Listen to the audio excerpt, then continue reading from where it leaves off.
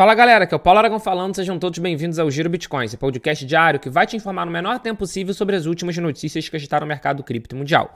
Para começar o episódio de hoje, terça-feira, dia 12 de agosto de 2025, cada unidade do Bitcoin está custando aproximadamente 119.200 dólares americanos, com uma queda ao longo das últimas 24 horas de aproximadamente 0,5%.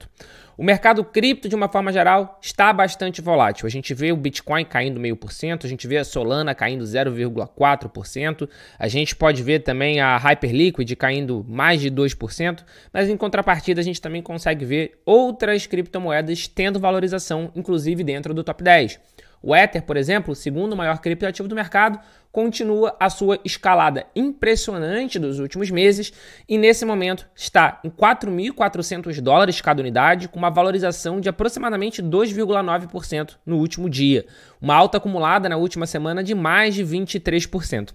O Ether é, sem sombra de dúvida, de maio para cá, um dos grandes vencedores, tem conseguido se valorizar, inclusive, perante o Bitcoin, está com uma alta de 46% no último mês, uma alta de 64% no último ano, e isso é algo muito importante para o Ether e para o mercado cripto de uma forma geral. A gente sabe que a valorização do Ether é capaz de trazer também bastante dinheiro. Afinal de contas, o Ether tem todo um ecossistema próprio e isso acaba gerando um inflow dentro do mercado cripto muito grande.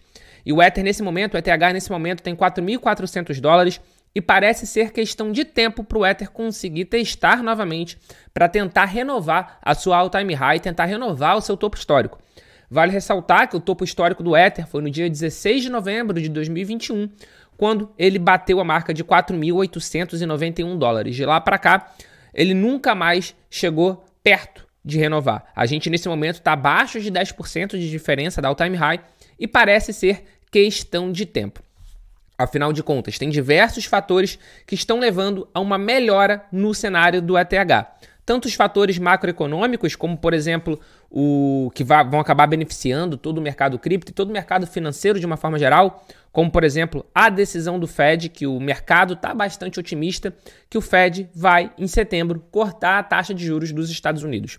Se esse corte da taxa de juros acontecer, o que é esperado? O que o mercado espera? Que a gente veja um fluxo de dinheiro da renda variável, da renda fixa para a renda variável. E é claro que isso tem o potencial de trazer mais dinheiro para o mercado cripto. Na Polymarket, a casa de apostas descentralizada, aquele mercado preditivo, estão com mais de 80% de chance, para ser mais exato, nesse instante 81% de chance de um corte de 25 pontos percentuais. E na reunião de outubro, o mercado também está acreditando em uma queda com 56% de chance. Então, isso é um dos fatores que vão ajudar tanto o mercado do ETH quanto o mercado cripto de uma forma geral.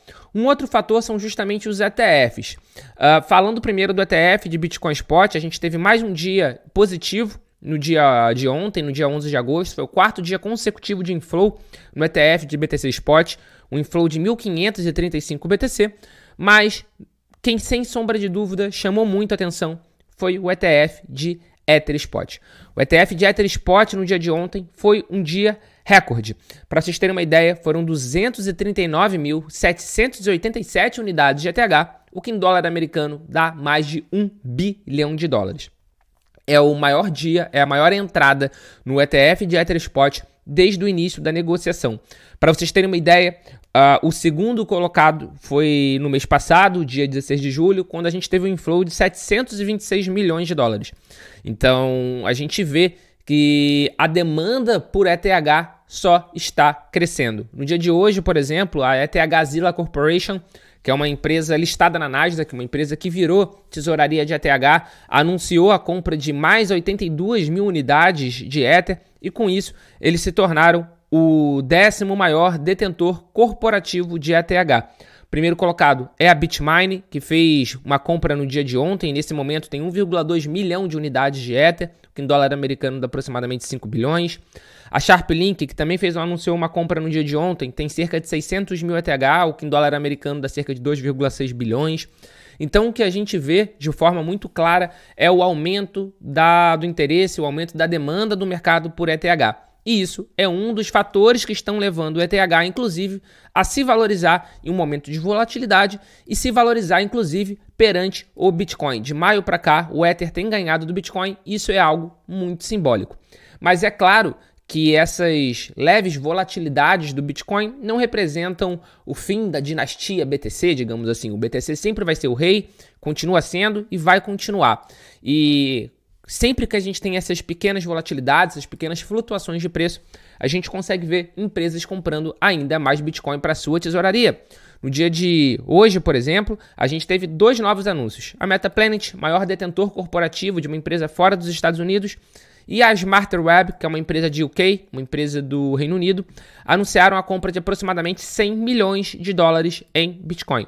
Então, a gente consegue ver, a Metaplanet já é a 6ª maior detentora corporativa de BTC, com 18.113, é a maior fora dos Estados Unidos. E a Smarter Web Company, que é justamente essa empresa listada na Bolsa do Reino Unido, já é a 23ª maior detentora corporativa, com 2.395 unidades de Bitcoin. Então a gente consegue ver que a tesouraria de cripto é algo que tem se espalhado e é claro que isso ajuda muito a valorização do mercado cripto de uma forma geral.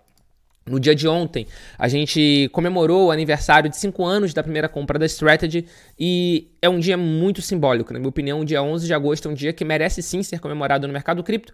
Afinal de contas, essa estratégia está ajudando o mercado cripto a atingir novos patamares. A gente vê a estratégia de tesouraria em criptomoedas se espalhando, diversas empresas comprando diversas criptomoedas, a gente vê empresa de tesouraria de XRP já existindo, tesouraria de Solana, tesouraria de Dogecoin, tesouraria, que nem eu falei de Dogecoin, que é a maior memecoin do mercado, de outras memecoins também. E uma empresa listada na Nasdaq, uma empresa de bebidas saudáveis, a Safety Shot, ela fez uma medida ousada. Ela pagou todas as dívidas que tinha e anunciou planos de comprar, de fazer uma tesouraria corporativa de Bonk, uma das maiores memecoins do mercado.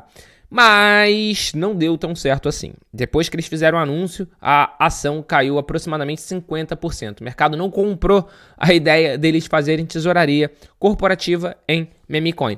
Mas vale ressaltar que nem eu falei, que não são a primeira empresa a fazer tesouraria em alguma meme. A GD Cultural Group, que é uma empresa focada em live streaming e e-commerce, anunciou planos também para levantar 300 milhões de dólares para uma reserva de tesouraria que incluiria a memecoin Trump. A gente também já tem empresas que estão investindo em Dogecoin, falando que se o Elon Musk seguir os planos de colonizar Marte, ele pode utilizar Dogecoin como uma moeda local, então vale a pena o risco. Enfim, de qualquer forma, o mercado Nasdaq não comprou tesouraria em Bonk. O que, na minha opinião, é algo saudável, que é algo bom. A gente sabe que memecoin pode ter grande valorização, mas também pode ter uma grande queda na sequência. Afinal de contas, não tem nenhum tipo de fundamento de longo prazo. Não estou falando para você não comprar uma memecoin. Se você quiser comprar, o dinheiro é seu, você faz o que você quiser. Mas memecoins, de uma forma geral, não tem fundamento de longo prazo. Então, é uma classe de ativos, digamos assim, que eu particularmente evito muito me expor de qualquer maneira. Dando continuidade ao episódio de hoje e fazendo uma atualização, na verdade, de uma notícia que a gente deu no episódio de ontem. No dia de ontem, eu comentei sobre a Blue Origin, que é a empresa de turismo aeroespacial. Isso é uma das partes, né, da empresa, né? Mas a empresa espacial do Jeff Bezos, o fundador da Amazon, estar aceitando Bitcoin como pagamento. E não vai ser só Bitcoin. Ele vai aceitar tanto Bitcoin, Ether e USDT. Inclusive outras criptomoedas também já estão relacionadas, como por exemplo Solana, como por exemplo o USDC, e vale ressaltar que eles podem sim adicionar outras criptomoedas em um curto espaço de tempo. A gente vê a gama de criptomoedas aceitas já crescendo, já logo no segundo dia que a gente teve esse anúncio. Então pode ser que em breve a gente veja mais criptomoedas. Então se você for um milionário em cripto, se você tiver milhões em alguma dessas criptos e quiser sair da Terra, quiser ser astronauta por um dia, você vai conseguir ir com a Blue Origin. Então, foi só uma atualização da notícia de ontem, do episódio de ontem. E para fechar o Giro Bitcoin de hoje, uma notícia aqui do Brasil. O Banco Central brasileiro anunciou novos detalhes sobre a Drex, que é a CBDC, é a moeda digital emitida por um Banco Central brasileiro, que eles têm falado que não é uma CBDC, apesar de ser. O nome era Real Digital, a CBDC brasileira. Aí eles fizeram um rebranding para Drex, uma CBDC brasileira. E agora só Drex, não é mais CBDC. Mas, de qualquer forma, o Banco Central anunciou num evento aqui no Rio de Janeiro, no Blockchain Rio, que devido a problemas de privacidade em todas as soluções testadas, eles não irão prosseguir com a adoção de blockchain na emissão da Drex.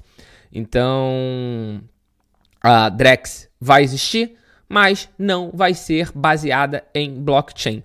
A Drex existindo, sendo uma moeda emitida pelo Banco Central existindo, e não sendo baseada numa blockchain, não sendo baseada numa DLT, isso vai ser baseada em um banco de dados normal, que nem já funciona atualmente com o real. Então a gente não vai ver nenhuma grande mudança, só provavelmente o que a gente vai ver é uma tentativa aí de maior controle estatal com o passar do tempo. Essa primeira fase do Drex não vai ter interação com o mercado de varejo, provavelmente vai funcionar ali só no background para bancos, para liquidações bancárias, remessas e tudo mais, mas a gente sabe que é uma fase de teste, que a maior tendência é sim que a gente tenha um segundo momento onde o Drex vai ser jogado para o varejo, vai ser distribuído para o varejo. Vamos acompanhar de perto, a gente precisa ver o que vai acontecer e muita gente está falando que inclusive o Drex não representa o futuro do dinheiro, mas sim a preservação do passado. E quem está falando isso, inclusive, é um dos engenheiros que participou do piloto da CBDC. Que, de novo, para mim, é completamente coerente essa frase dele. O Drex não é um próximo passo, mas sim é a continuidade do sistema atual e talvez com amarras ainda mais pesadas. Esse foi o Giro Bitcoin de hoje. Muito obrigado pela sua companhia e você já sabe, é a parte chata do episódio, onde eu fico pedindo favor, mas que eu deixo para o final porque é muito importante. Se inscreve no canal, dá o seu like, ativa o sininho de notificação se você está pelo YouTube, tá por algum stream de música, passa a seguir a gente, compartilha no seu grupo de WhatsApp, compartilha no seu grupo de Telegram, dá 5 estrelinhas de rating aqui pra gente, que isso ajuda muito a continuidade do nosso trabalho. Muito obrigado pelo seu apoio e a gente já tem um encontro marcado aqui no nosso episódio de amanhã. Valeu!